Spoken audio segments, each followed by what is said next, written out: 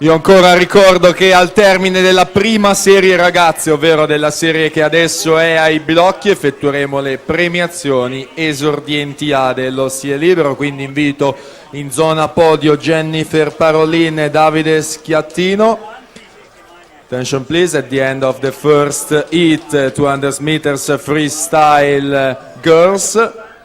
Igit Aslan, Hamza Yavuz, Neime Akaya, Hasudedila Oguz for the victory ceremony, 200 meters freestyle.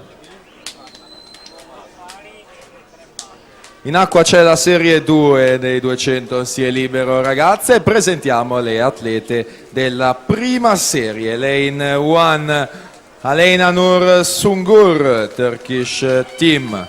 In 2 Anna Ruffini, Sport and Fitness. In 3 Sara Romano, Sport and Fitness.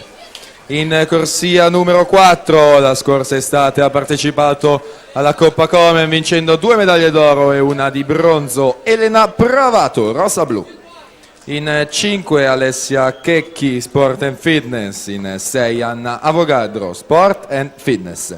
In 7 Martina Collodel, in 8 di nuoto 74. In 8 Matilde Modolo, Idros.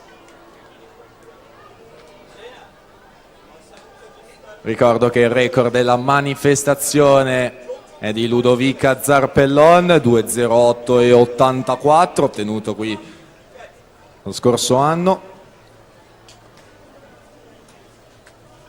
Benedetta Benacchio dalla prima corsia in vantaggio alla virata dei 150 metri.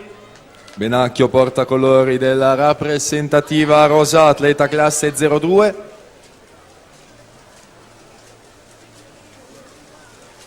Ancora lei al comando quando mancano poche bracciate, si aggiudica la serie 2, 2.14 e 33, va al comando a classifica provvisoria, Anna Tosini in seconda posizione, 2.15 e 40 alla partenza, la prima serie presentata.